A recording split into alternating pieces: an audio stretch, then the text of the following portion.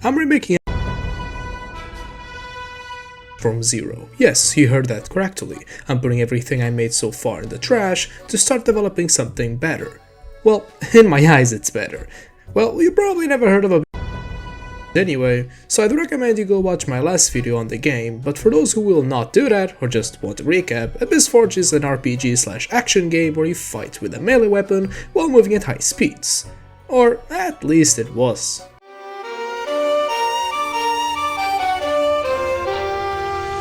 The most honest and quickest answer is that I felt like my game wasn't unique, or rather it wasn't as good as the other titles or other indie games.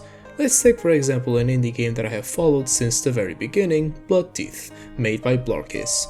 That game is an action game where Ultra Kill meets Hotline Miami, but with melee weapons instead of guns. That game is basically what half of Abyss Forge is. High-speed melee combat, but executed in a way that I could never do, because of my lack of skill and confidence. The other half would be the story, but I don't really trust my storytelling skills enough to make it the sole focus of the game. This is only one of many more examples, but this one was the one that hit the hardest because I have to admit the game would be 5000% better than what I could ever do, so I decided to just step back and try to find a new path to take my game to.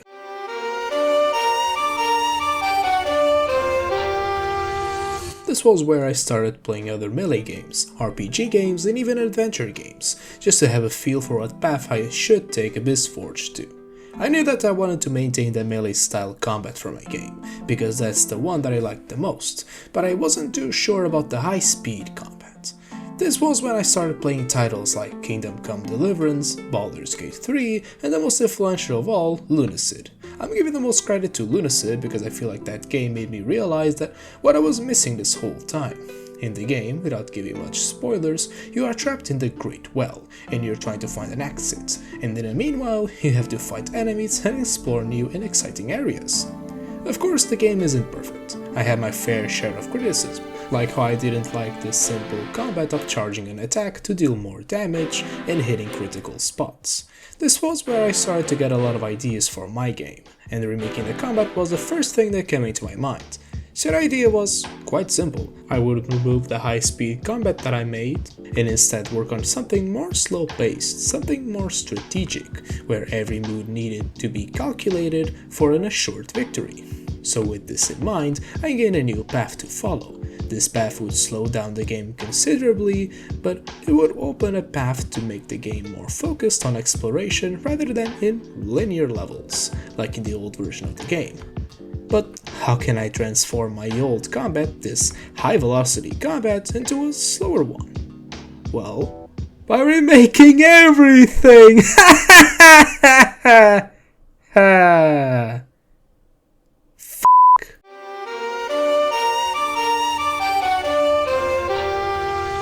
I had a few ideas on how I could do this. I already had the animation for 4 different moves, 2 side swings, 1 overhead and 1 London special stabby stabber stab, so I could just make the player be able to choose what moves they want to use.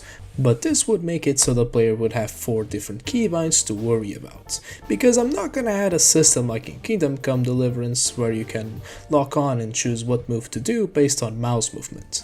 But how can I make it work without making a Kingdom Come 3 knockoff? Well, after some time thinking, I came up with 2 types of combat, or rather 2 ways to make the combat in the game. The simplest one was just to make 1 keybind for each move on the sword, but make it so the 2 most important moves would be tied to the mouse buttons and the other ones would go to the keyboard. This would give the impression that the player didn't have 4 different keybinds, only 2, because keys tied to the mouse aren't much of an issue as tied to the keyboard. The other idea wasn't that simple. In a recap, I wanted to tie the sword's moves to the movement of the character, but when I tested it, I thought it would turn the moves rather inconsistent to land, because it would be moving around the enemy to make the sword attacks, and you could fail to get a hit on the enemy. So I experimented with mouse-only movement. This would make it so basically if you flick the mouse some way, for example from left to right, you would do a move to reflect that, like this example here. But when I started to test, I found it extremely hard to do the other 2 moves, overhead and stabby stab London, so I thought of making a mix between those 2. But this wouldn't be as simple as giving $5 trillion to Israel, because what if the player only likes to use movement on the side swings? What if the player only likes to use the mouse for overhead and stab for some reason? What if, yeah, you know where I'm going with this. That's why I decided to do a system based on priority. Basically, I would give priority to the mouse to do the side swings and priority to the movement when doing London special and overhead attacks.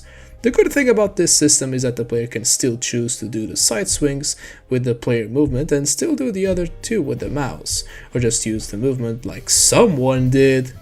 But this type of combat overall just makes it rather difficult to know what move you're gonna do, and it's simply harder than the other one. But it's unique compared to the simple one. This made it hard to choose which one to use, so I let my testers, aka friends, test and see what was the better one out of those two.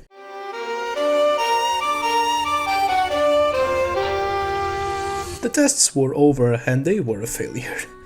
Yep, who would have thought that only remaking the combat to be slower and not remaking the rest of the game to fit that mold wouldn't be an issue. Yeah, so instead of getting critics to the combat, I instead got a lot of critics for everything else. But who could blame them? The game they were playing was made for high intensity combat. Of course, slowing everything down would make a lot of things harder. I got a bunch of complaints on the balancing of the sword moves, because apparently a move that can be used relatively fast, is reliable and spammable would be OP. Yes, I'm talking about the London special. I don't know how I couldn't see it from first glance, just watch this and tell me if this isn't OP. Another thing that I got issue with is the AI. It was going too fast for the players, so I started here and made everything slower, reduced HP and damage overall. Why reduce damage? Because I was also gonna rework another mechanic that was too OP. That was the parry ability. The old parry would give you back some health, mana and deflect projectiles. Yeah, you can already see that this was extremely OP, but this was made so parrying would be a strong tool that the player needed to master, alongside the crazy movement. But without that movement, parry became easier to execute, which made the game a parry simulator. Incredible. So I nerfed the parry a lot. Removed the deflect projectile part, removed the health that you got back, and also made it so you could still receive mana from parrying. But I noticed something while playtesting. The game became extremely hard and parrying wasn't helping at all. So to make the game a bit easier, I made it so enemies that got parried now get stunned for a few seconds, ensuring that the parry would still be a viable option and good overall, without making it a parry simulator. Or so I think, I don't know. And to combat the stabby stabber being extremely OP, I made two changes. First, I made it so each move now deals different damage. By the way, here's a chart if you're curious. And I also added a stamina system to make the player think before they do anything.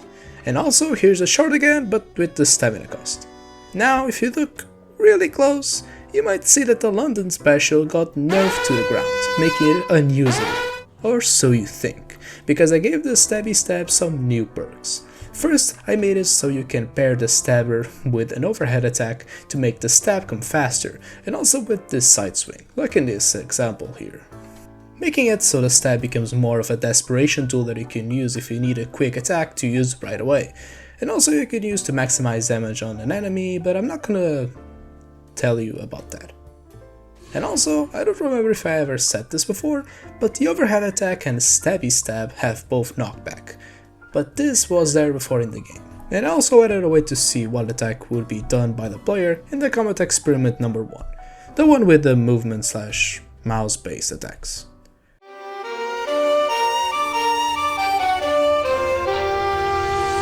Wow, just wow. The results were divisive. With the game now being balanced to the slow combat, the testers could finally make a reasonable opinion on each combat thingy.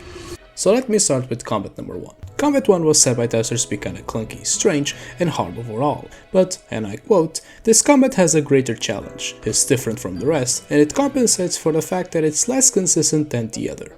But with a greater skill ceiling, greater is the space for improvement, making this combat my favorite." This was the opinion of the majority that played this version of combat and had it as their favorite. But for the ones that didn't like this combat, they said that the combat felt harder than necessary. It was rather inconsistent, but they all felt that they had some kind of skill issue, and could just get better with this combat. Combat 2 was said by testers to be way more easier. It had less of a learning curve, throwing out moves was easier and more easily controllable than its counterparts. So, from my point of view, Combat 1 was harder because of its learning curve being higher, and also my coding skills being dog shit. But it leads to a more fun experience while learning and mastering the combat and its quirks. But Combat 2 was easier, the player had much control over the sword, making the learning curve lower than Combat 1. But it still gave players some challenge to overcome in the form of new enemies. And from what I've analyzed, players in this combat didn't feel the need to become better at it, since the combat was already easily masterable. With this said, I'll probably choose Combat 1 for the main combat in Abyss Forged. And I say probably because I will only choose this if I can improve the coding to make it less clunky. If you don't like my decision, you can leave in the comments why you felt that way so I can promptly ignore you. Just kidding, you'll see why I chose this one when I launch all the other video parts about the remaking of Abyss Forged. Yes, indeed, there will be 3 or more parts of the series, 3 or 4 to be exact, where I will remake Abyss Forged from combat, which is this video, the mana and magic system, the story of the game, and level design. I still don't know if I'll include the mana part or magic system in a separate video, since I'm still working on it as I'm writing the script, but I can assure you that the story and level design video is coming.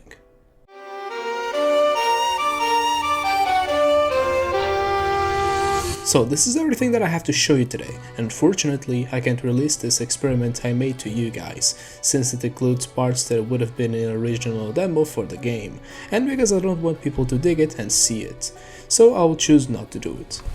And also because both versions of the combat are separate files and both versions are 7 GB each, so yeah, I can't have that. Anyways, if you reached this far, it would really help if you subscribe to the channel and like the video. This would greatly help me grow this channel and one day make this my living. And yeah, I have been Void, and I'll see you next time!